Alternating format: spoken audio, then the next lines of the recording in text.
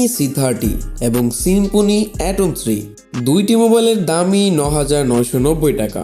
আপনি কি ভাবছেন কোন মোবাইলটি আপনার জন্য পারফেক্ট হবে?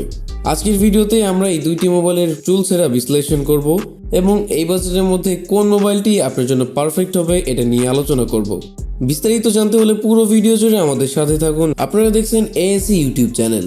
আপনি যদি টেকনোলজি রিলেটেড ভিডিও দেখতে পছন্দ করে থাকেন আমাদের চ্যানেলটিকে সাবস্ক্রাইব করে রাখুন। যদি Realme C30 এর লুক অ্যান্ড ডিজাইন নিয়ে কথা বলি, মোবাইলটিতে দেখতে পারবেন ভার্টিক্যাল স্ট্রিপ ডিজাইন। মোবাইলটির ওয়েট থাকবে 182 গ্রাম, যার থিকনেস থাকবে 8.5 মিলিমিটার। মোবাইলটির পেছন দিকে কোনো ফিঙ্গারপ্রিন্ট সেন্সর দেখতে পাবেন না। বেশ ক্লিন একটা ডিজাইন চোখে পড়বে মোবাইলটিতে। মোবাইলটির রাইট সাইডে দেখতে পারবেন ভলিউম রাখার অ্যান্ড পাওয়ার বাটন। লেফট সাইডে আছে সিম ট্রে। মোবাইলটি নিচের দিকে দেখতে পারবেন একটি microSD port, speaker, mic and 3.5 millimetre headphone jack. তবে একটু অবাক লাগলো এই বিষয়টাই, 2022 সালে এসে চার্জিং সি পোর্টের বদলে মাইক্রোএসডি পোর্ট, আর এই মোবাইলটিতে থাকছে না কোনো ফিঙ্গারপ্রিন্ট সেন্সর। অন্যদিকে Symphony Atom 3 তে দেখতে পারবেন মিনিমাল নচ ডিজাইন, প্লাস্টিক বডির। মোবাইলটির থিকনেস থাকবে 9.2 মিলিমিটার, যার ওয়েট থাকবে 212 গ্রাম। মোবাইলটির পেছন দিকে দেখতে পারবেন একটি ফিঙ্গারপ্রিন্ট সেন্সর, যার পাশে থাকবে ক্যামেরা হাউস, সেখানে থাকছে ট্রিপল রিয়ার ক্যামেরা সেটআপ। মোবাইলটির রাইট সাইডে দেখতে পারবেন ভলিউম রাখার অ্যান্ড পাওয়ার বাটন। লেফট সাইডে থাকছে সিম ট্রে। একই রকম ভাবে মোবাইলটির নিচের দিকে দেখতে পারবেন speaker, microSD port, microphone and 3.5 millimetre headphone Jack. দুইটি মোবাইলের একটি মোবাইলেও চার্জিং সি পোর্ট দেখতে পাবেন না। Realme C30 এর ডিসপ্লেতে দেখতে পারবেন 6.6 ইঞ্চ IPS LCD প্যানেল, যার রেজলিউশন থাকবে 720 পিক্সেলের সাথে 1600 পিক্সেল। ডিসপ্লে ডেন্সিটি থাকবে 270 ppi এবং সাথে থাকছে 120 হার্জের রিফ্রেশ রেট। এটা অনেক বড় একটা ফিচার এই মোবাইলটিতে। অ্যাসপেক্ট রেশিও থাকছে 20.9। আমি বলবো এ বাজেটের মধ্যে পারফেক্ট ডিসপ্লে।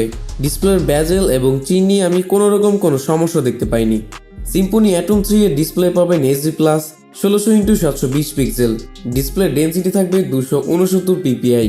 কালার্স থাকছে 16.7 মিলিমিটার IPS LCD প্যানেল, যার স্ক্রিন টু বডি রেশিও থাকছে 82%। Symphony Atom 3 এর ডিসপ্লে আমার কাছে এভারেজ লেগেছে, এর থেকে Realme C30 এর ডিসপ্লে অনেকটা বেটার। আর হ্যাঁ, এই দুইটি মোবাইলের good side and bad side নিয়ে আমরা ভিডিও শেষে আলোচনা করব। Realme C30 এ থাকছে একটি সিঙ্গেল ক্যামেরা 8 মেগাপিক্সেল, যার অ্যাপারচার থাকছে f2.0। মোবাইলটির ক্যামেরা কোয়ালিটি আমার কাছে এভারেজ লেগেছে, not a good camera are not a bad camera. এবং এই মোবাইলটির ক্যামেরা দিয়ে 1080p 30fps এ ভিডিও রেকর্ড করতে পারবেন। সামনের দিকে থাকছে একটি 5 মেগাপিক্সেলের সেলফি ক্যামেরা, যার অ্যাপারচার থাকছে f2.2 অ্যান্ড সেলফি ক্যামেরাটা আমার কাছে খুব বেশি একটা ভালো লাগেনি, তবে 720p 30fps এ ভিডিও রেকর্ড করতে পারবেন এই 5 মেগাপিক্সেলের সেলফি ক্যামেরা দিয়ে। অন্যদিকে Symphony Atom 3 এর ক্যামেরা সেকশনে দেখতে পারবেন ট্রিপল রিয়ার ক্যামেরা সেটআপ। তবে দেখে তিনটি ক্যামেরা মনে হলেও জাস্ট 8 মেগাপিক্সেলের একটি ক্যামেরা বসানো হয়েছে মোবাইলটিতে। বাকি দুটি থাকছে AI লেন্স। মোবাইলটির ব্যাক ক্যামেরা দিয়ে 1080p 30fps এ ভিডিও রেকর্ড করতে পারবেন Realme C30 এর মতোই, এবং ক্যামেরা কোয়ালিটি আমার কাছে এভারেজ লেগেছে। Realme C30 এর মতোই পিকচার তুলছিল এই মোবাইলটি। এই মোবাইলটিতেও দেখতে পারবেন 5 মেগাপিক্সেলের সেলফি ক্যামেরা। আমরা দুইটি মোবাইলই body, display and camera section নিয়ে আলোচনা করে ফেলেছি, তো এবার দেখা যাক কোন মোবাইলটি কতখানি পারফরমেন্স দিতে পারে। Realme C30 তে থাকছে Unisoc এর T612 T সিরিজের প্রসেসর। এটি একটি octa-core প্রসেসর, 12 ন্যানোমিটার আর্কিটেকচারে বিল্ড করা এই মোবাইলটি। 1.8 GHz এর এই সিপিইউতে GPU পাওয়ার করবে ARM Mali-G57 এবং স্টোরেজে থাকছে 2GB RAM LPDDR4X এবং 32GB ROM UFS 2.1। আর এই 10,000 টাকার মোবাইলটিতে আমরা কতটুকুই বা প্রেশার দিতে পারবো? সোশ্যাল মিডিয়ায় অ্যাপস, ছোটোখাটো গেম প্লে করতে পারবেন, হায়ার কোনো গেম প্লে করতে পারবেন না এই দুইটি মোবাইলের একটি মোবাইলেও।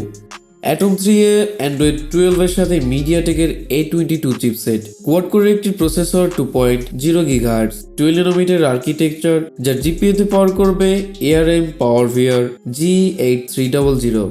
এখন অনেকেই হয়তো বলবেন প্রসেসরের কথা তো শুনলাম, বাট কোনটার পারফরমেন্স কেমন?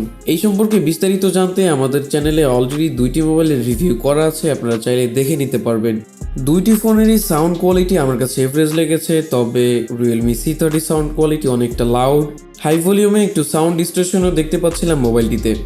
এবার দেখা যাক দুইটি মোবাইলের ব্যাটারি ক্যাপাসিটি কত।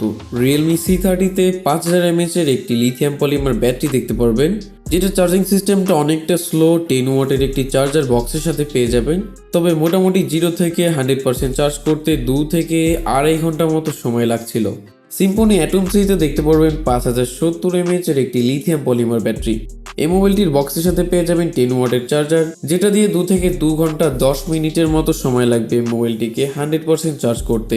তো গাইজ, এই ছিল এই দুইটি মোবাইলের কম্প্যারিজন। ইন্ডাস্ট্রি রিভিউ দেখতে হলে আমাদের চ্যানেলটিকে ভিজিট করতে পারেন। আজকের ভিডিওটি যদি ভালো লেগে থাকে আমাদের চ্যানেলটিকে সাবস্ক্রাইব করতে পারেন। এই সম্পর্কে আরও কোনো তথ্য জানতে হলে কমেন্ট বক্সটি ফাঁকা রইল আপনার জন্য। দেখা হচ্ছে পরবর্তী ভিডিওতে, ততক্ষণের জন্য goodbye, till then take care.